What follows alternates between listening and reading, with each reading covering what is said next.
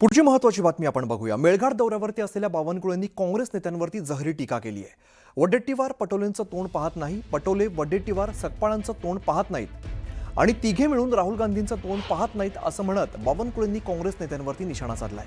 काँग्रेस नेते भाजपात प्रवेश करतायत यावरती बोलताना बावनकुळेंनी विधान केलंय। तर बावनकुळेंच्या विधानावरून काँग्रेस आक्रमक होण्याची शक्यता आहे।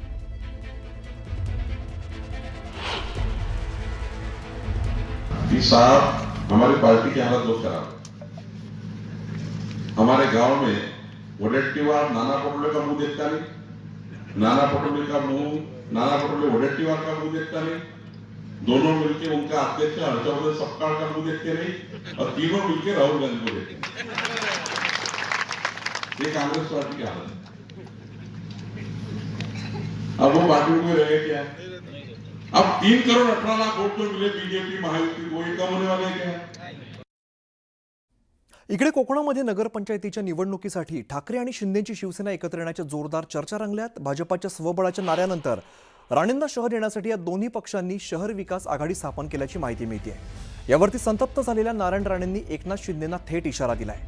कणकवलीत शिंदे आणि ठाकरेंच्या सेनेने युती केल्यास आम्ही शिवसेनेसोबत संबंध तोडू असं वक्तव्य खासदार नारायण राणे यांनी केलेलं आहे। कोकणात 2 जिल्ह्यात शिंदेंच्या शिवसेनेसोबत संबंध तोडू असं राणेंनी म्हटलंय। तर राजन तेली हे शिंदेंच्या शिवसेनेमध्ये तात्पुरते नेते आहेत असा टोला सुद्धा राणेंनी लगावलाय। माझ्या मते तसं जर करेल तर आम्ही एकनाथ शिंदे शिवसेनेची या 2 जिल्ह्यात तरी संबंध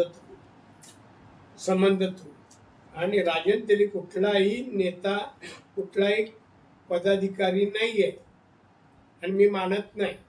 2 माणसांना मी बीजेपीशी संबंध मानत नाही। एक तो परब, पहिलं नाव मला विशाल आणि दुसरं राजन। आता कणकवली युती होते आहे का? तो कोण? राजन तेली टेम्पररी आहे। आता आलाय, अजून तो परमनंट व्हायचा आहे। अजून माझी शिंदेची भेट व्हायची आहे।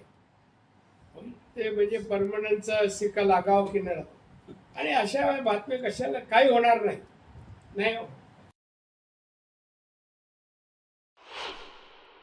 मी आपल्याला एवढं सांगितलं की होऊ शकतं। आता स्थानिक पातळीवरच्या ज्या काही भूमिका होतील त्या पद्धतीने प्रत्येक पक्षाला सामोरं जावं लागेल। शिवसेनेची पण आहे त्या परिस्थितीला सामोरं जाण्याची तयारी आहे। मी आता गेलो की उद्या त्यांच्याशी बोलेन, काय त्याच्यातलं नेमकं काय आहे ते मी जाणून घेईन। पण येऊ शकतं, एकत्र येऊ शकत। अरे हो, पण मला बोलू तर द्या ना। समजा नसेल काय आणि मी उगाच काहीतरी बोलायचं, त्याला काय अर्थ आहे? बघा, जे काय होणार आहे ते जगजाहीर होणार आहे। त्याच्यामुळे मला त्यांना भेटून नक्की काय आहे असं मी ऐकतो, तसं अशा बऱ्याच गोष्टी कानावर येत असतात।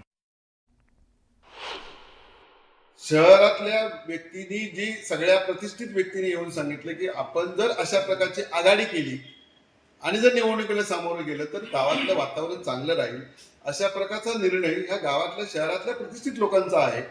त्या निर्णयावर विचार करायचा नाही करायचा वरिष्ठांनी ठरवायचा। तो निर्णय आम्ही वरती पाठवलेला आहे। तो जर निर्णय झाला त्या निर्णयाप्रमाणे राहू, नाही झाला तर आम्ही जी शिंदे साहेबांच्या नेतृत्वाखाली धनुष्यबाण निशाने आम्ही निवडणूक लढवू।